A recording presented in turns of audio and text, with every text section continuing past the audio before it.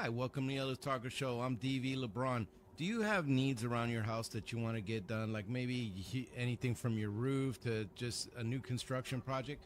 Check out K&H Construction. They're a local company in Waxahachie. Tell Chris Helms, the owner, that DV LeBron sent you. K&H Construction.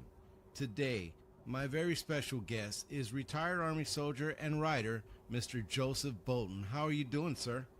I'm doing very well tonight. Nice to see you. Thank you for coming on the show, brother. I always love having a brother and sisters in arms, whichever ones come on, because I believe that we all have a unique story.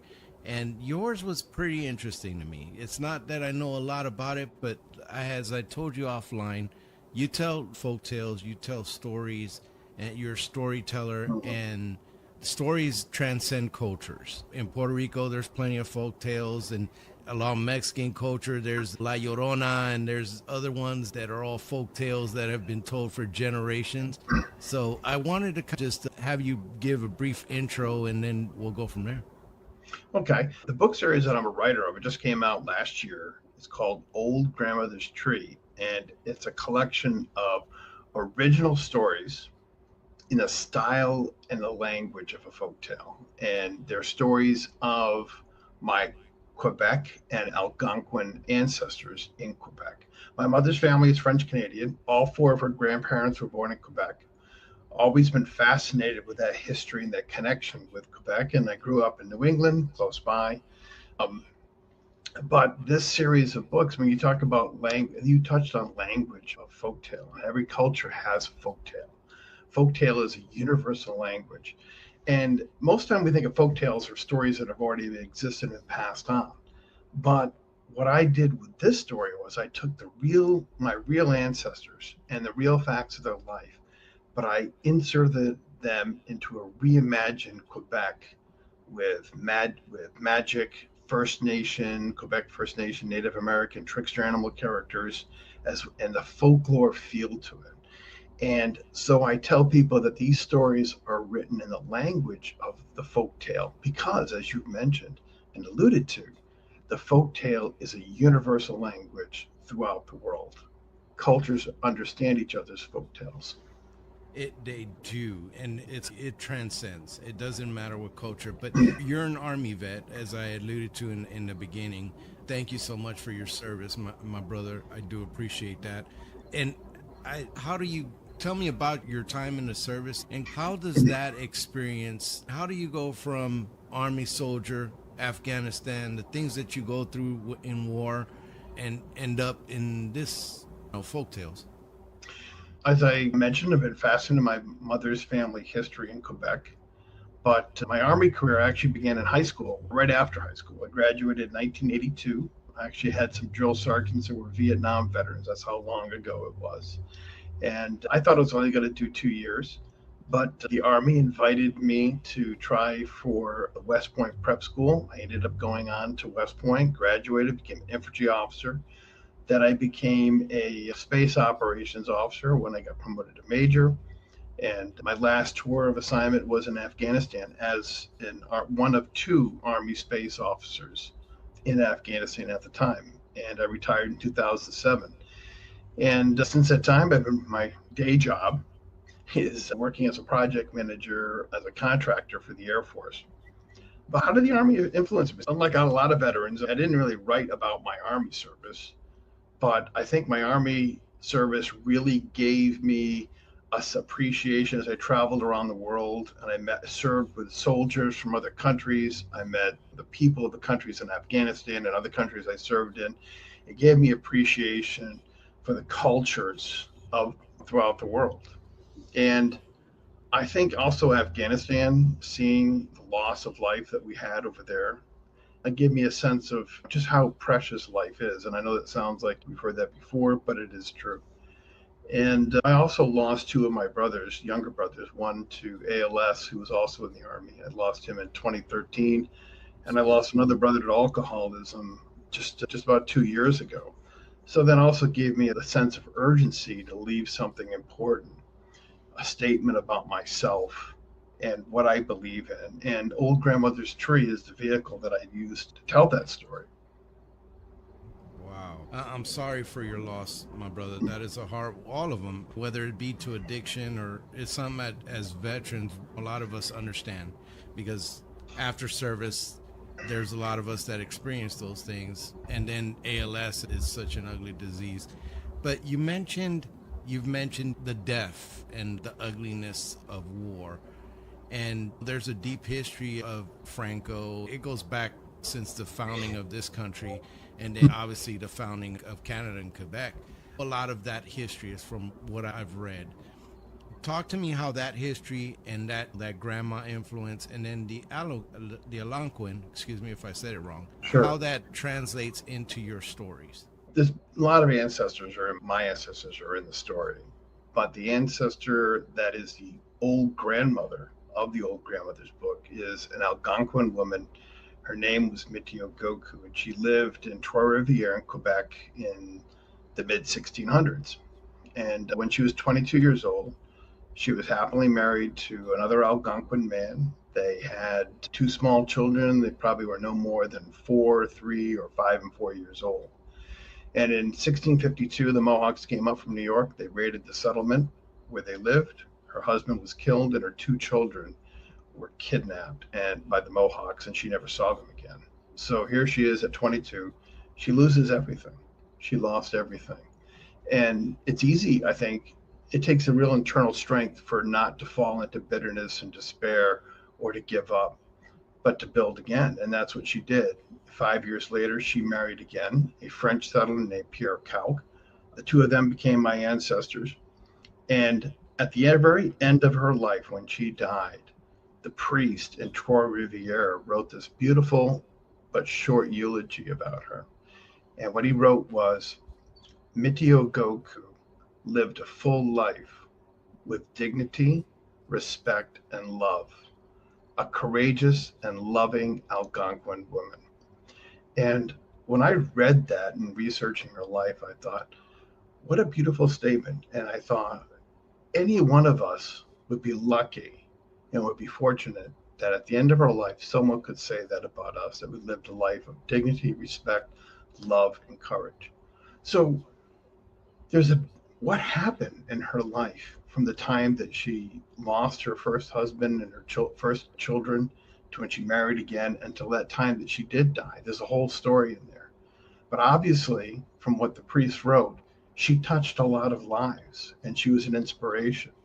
When you think about it, at the end of the 17th century, women were not necessarily going to be noted into an official record of that time period, and Right. much less a First Nation Native American woman to also be noted by a priest. So she had to have a remarkable life. And so the fact that she did not let tragedy early on in her, when she was a young adult, weigh her down and define her life, that she built something beautiful with a life, became the core of the Old Grandmother's Tree series of books. And so what behind me are some of the illustrations from this book. So this book, let me tell you a little bit about how it's structured. Right now, there's 2 volumes, the first 2 volumes, and within those 2 volumes, there are 10 stories, 40,000 words of text in those 2 books, and over 450 full color illustrations. It's almost like a graphic novel. There's almost one illustration per page in the book, but it's not written to be exclusively a children's book. It's not written down to the children's level. It's written in a way that everyone can enjoy the book, from adults reading it on their own to children, and especially, I think, for parents and grandparents reading it to their children and grandchildren. When did you first come across this story about this Quinn that lost her family, her first family, and still managed to be so resilient? Because I love these stories of resilience. How did you come across that? When I first started doing research with my family's history, maybe about 6 years ago or so, I gave my mother and her siblings a DNA test. And in that DNA test, it showed that we were mostly French, or my mother was mostly French, but she was also a little bit of English, a little bit of Irish, a little bit of Spanish, and also Native American. The first time we've heard about these Native American ancestor was actually in the DNA test. And The first time I heard about Mitio Goku, I was actually contacted by another descendant of Mitio Goku. And he reached out to me and he says, we match on this DNA, and people who do are usually descendants of this woman named Mitio Goku. And it took me 2 years of researching my tree before I was able to find where that connection was. And it kind of goes from my mother to my mother's father, and then his mother and her mother, and so forth back, with only one male ancestor in that chain from my grandfather back to her. And there was also another descendant, a man named Norman Lavalley, and he had done years before this. I even found out about her, Mitio Goku. He had done research about her, and he collected the original records from the Jesuits in Trois-Rivières. He created this beautiful website about her, he just wrote so beautifully about her, and it was very inspirational. And sadly, by the time I found his website and his story, he actually had died about a month before I found that out, and he only lived about an hour away from my house. And I never had a chance to meet him.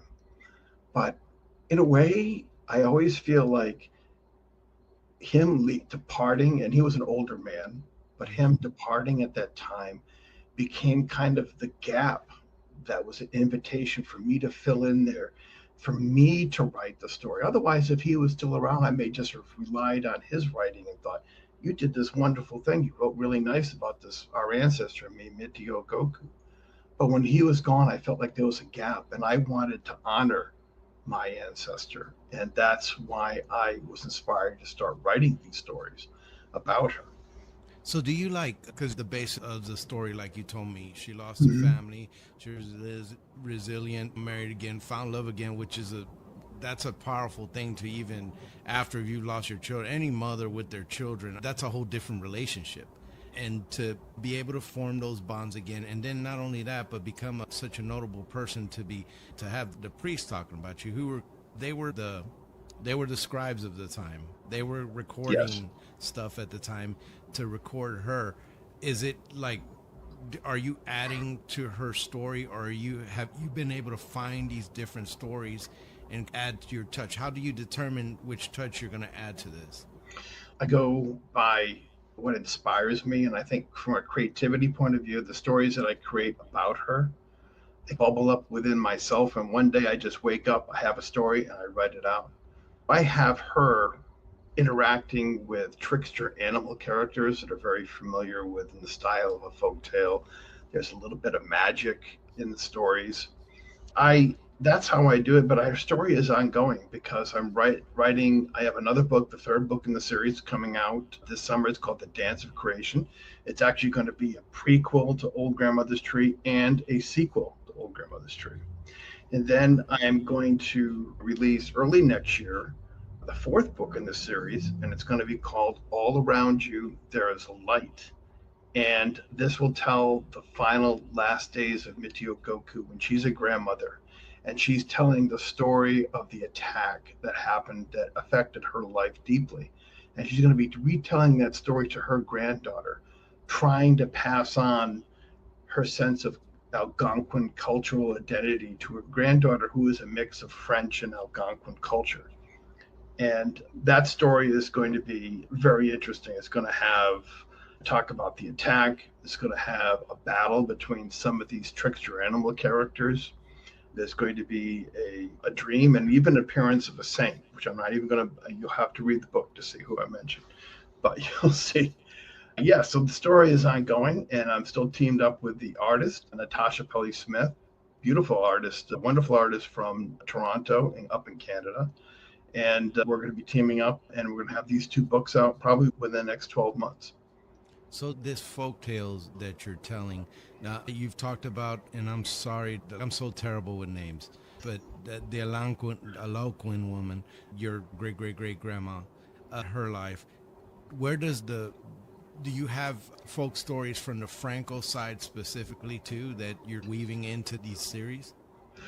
At this point, no. I do have an idea to retell the story of a French Canadian, this old French Canadian legend about a flying canoe Oh, And of course, the devil loans his flying canoe to some lumberjacks who want to go to a New Year's Eve ball in Montreal. They have to fly through the night to get to the ball, and if they hit a church steeple or they swear, anybody on the canoe does that, then they're belong to the devil forever. They have to fly around the canoe. So I'm actually thinking of incorporating that old legend into a book that'll come, maybe the fifth book in the series. But in these stories, though, I talk a lot about the importance of French Canadian culture, the importance of remembering that culture, and also the Algonquin culture. But the characters and the stories are actually all original. And even the trickster animal characters, although they are inspired by Native American trickster animal characters, and in a broader sense, inspired by trickster animal characters in all kinds of mythology, they're also original characters as well. And so the situations are all original. wow. Has there been any? I've heard this by some writers. As you're telling that story and telling that story in different chapters and stuff, has there been anything that surprised you about the way you have written that character or written the characters in there that kind of surprised you from where they started to where they've gone as you've gone along? I think there's a couple of characters that meet that. For one, for Mitio Goku, I felt and that I was as I wrote about her and as Natasha drew the illustrations about her, that we we are presenting really her. We were very much felt like we were inspired by her for her to be portrayed in a certain way. I remember one time when we were doing early sketches of Michio Goku, I had looked at a picture of my great grandmother, who is a descendant of Michio Goku, and she, on her wedding day, she was wearing a small little cross. And when I was looking at the picture, the thought came in my mind from Michio Goku. And the thought was, I want you to draw me with that cross also, because that Wow. was important to me. That faith was important to me. And so that was one thing. I always felt like we were really bringing her to life. And in some ways that I don't really fully understand, I would say that the Mitio Goku you read about in the stories and illustrated represents a real part of her, who she was as a person. So that's one aspect. And the other one is one of the trickster animal characters is my favorite in the book, and he's a turtle. And he's very old. His name is Uncle McKeish. And he's like the oldest one of all of the trickster animal characters. And he goes on adventures with his nephews and his nieces, who are also trickster animal characters. And sometimes in those stories, when he's interacting with his nephews and his nieces, there are times that I feel like I'm channeling myself through the voice of Uncle McKeish, because I have nephews and nieces that are much younger than me in their 30s, early 30s. And other times I feel like I'm the nephew work talking to my elder uncles and aunts who are in their 80s now, like I'm also dealing with. So that wordplay and that dialogue and the interaction between Uncle McKeish the turtle and his nephews, particularly a moose named Poku, they channels my relationships that I have at my point in my life with my own nephews and nieces and my own aunts and uncles. Joseph, tell me about this trickster animal thing. Is it just as it sounds, animals with that got jokes kind of thing, or You, yeah? Go ahead. they're not jokesters in a deliberate sense like they're do that. They see themselves as teachers of humanity in the story. And so they all have different motivations and they're all a little different in their personalities. Uncle McKeish sees himself as the teacher and the storyteller. He passes on stories to the people. There's a bear named Ewan and his brother Azaban, who's a raccoon. They see themselves probably most clearly as troublemakers in the sense that they'll steal pies. One story, they actually stole the tractor from a farm. And they do that, and in the olden days, used to steal canoes from some of the Native American villages up in Quebec. And they see themselves more as traditional tricksters because their job is, as they describe it, we're supposed to show the people what not to do by doing it, Right. getting into trouble. So it varies a little bit. But trickster characters are so universal in mythology and even today. I could give you a couple examples like Loki, and you remember seeing him in the Marvel comics show. He is in Norse mythology, he's a trickster character. In a more modern sense, you'd be surprised. I'll tell you this one: Bugs Bunny is Right. a archetype of a trickster character. Trickster characters will cause trouble. Sometimes they'll make things difficult for other people. Sometimes they'll make things difficult for themselves. They'll get themselves in trouble. And little both are sometimes in the same story. Even TV shows today, like the Seinfeld characters. George Costanza, he's a trickster character. He causes Right. trouble, he gets himself in trouble, and he causes trouble for other people. Trickster characters, they're fun because they create a little bit of playful mayhem and a little farcical humor, and that's in this book series as well. It's not all serious. There is some very silliness in there because they are trickster characters, but they're used as a tool to illustrate and to point out human virtues and also human foibles.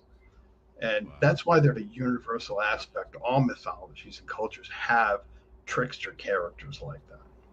Algonquin culture has a, like most Native American cultures, has a connection to nature that's a lot different than Western Christian culture.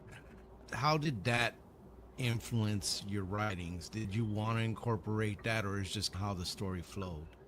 I think one of the very reoccurring theme in all of the books is magic, and the magic that we see and experience in the sky.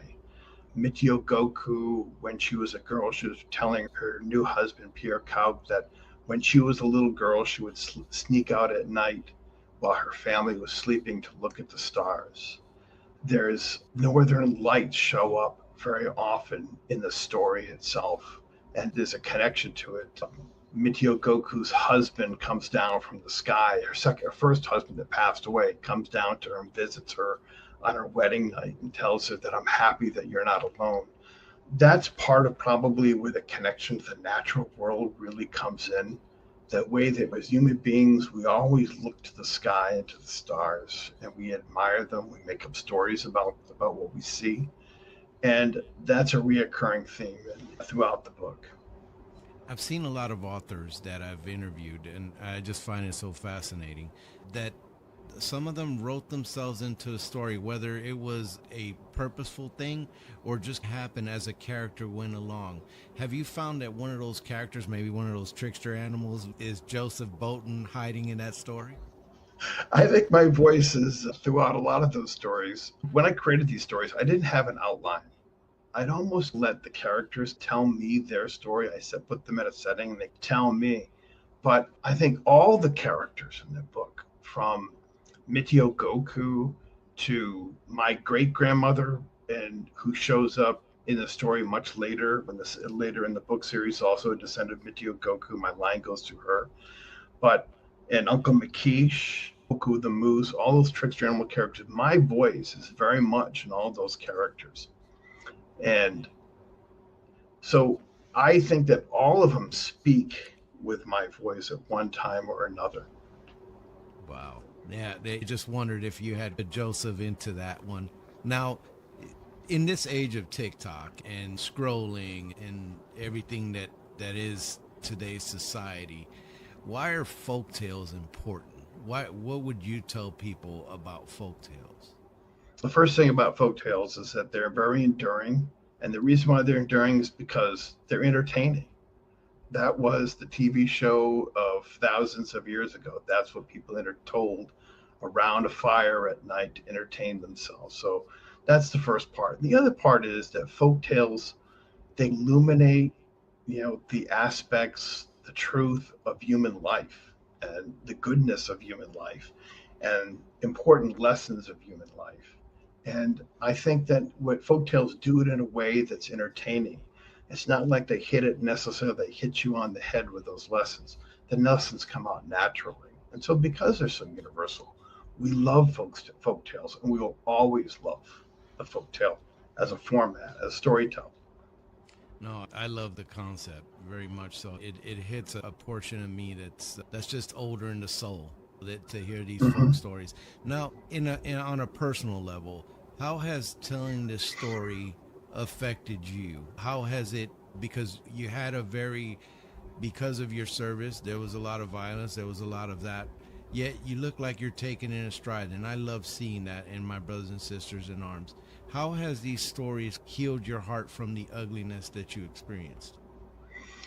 I think the first thing is that these stories have given me hope that you can rebuild from tragedy.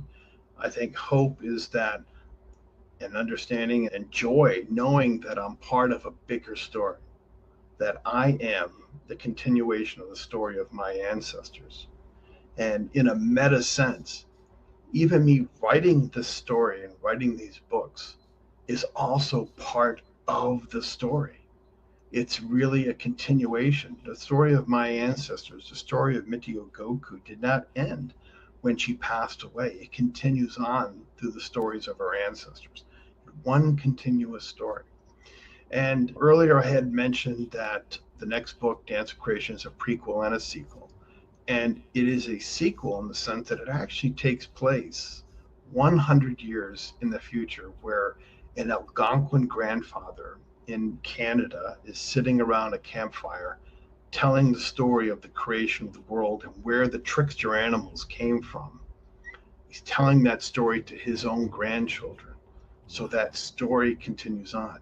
And I said it purposely 100 years in the future because I wanted to give readers a sense that the story is not something that happened in the past, but the story is something that's ongoing, and you are immersed in the middle of it. And there's still parts of the story that have yet to unfold.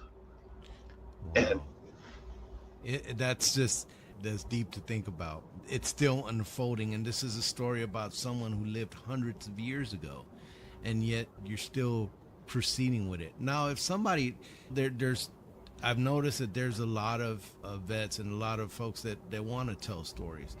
Where do you begin when you want to look into this or want to write folk tales? I think the first thing is that my advice is don't try to write to a particular audience. I think personally, I did not write these books for a particular audience. I my goal was to write good stories. So if you're going to write fiction, that should be your first objective, is write a good story. Don't worry about how it fits and how it gets categorized, whether it's science fiction or horror or folk tale. You write what you write and create a good story. The second is that decide what you want this book to be. If you just want to have something to put on Amazon and say, I've got a book, it's available on Amazon, and be happy with that, okay. But if you want to have something that's enduring and something that has potential to reach out to many people, then you have to be prepared to spend thousands of hours of time in this book process. And you're also going to have to spend money as well because you're going to want that help. You can't do it by yourself. I have I've had two artists work on this book. I've had a writer's coach and an editor. I've had a translator because these books are available in French as well. Wow. So I've had other beta readers who would help read the stories, early drafts of the story for me and give me feedback. So you really have to have a team to help you create this book. It's not just on you. So that's probably the advice I would give is be prepared to work and to sacrifice if you really want to have something that's good and enduring. It just doesn't just happen. It takes a lot of work. Wow. I could talk to you forever because I'm loving this. I'm loving the storytelling part about it. Unfortunately, my show is coming to an end. Oh, But it's if you have any words in closing for my audience, what's this next book that's coming out? Where can they find you? I was scrolling and I will scroll again your site where your stuff is, but talk about what's upcoming in the future. sure. First, visit my website, oldgrandmotherstree.com. On there, you'll find some sample illustrations from the book. You'll find a biography of myself and Natasha Pelly Smith, the artist. I even have a Wikipedia of the book because actually there's a lot of different characters and different objects and different story settings in there. So you'll have a lot of fun reading through that as well. And there's also links to other podcasts that I've been on, and there's a lot on there. And you also will find links to buy these books on Amazon in English or in French. Wow. Folks, I hope you will support this brother in arms and folk folktale teller, this writer, who is telling. It's such an interesting, intriguing story. I hope that maybe I could get a signed copy from the author if possible. Oh, of course. Because I would love to read this. I really am interested to read into it. But Joseph, the cool thing about what you're doing is that it's going to outlive you. And just like her story outlived her, your stories get to outlive you and you leave a mark in the world. And that is a very beautiful thing to be able to say that you're going to have going into the future.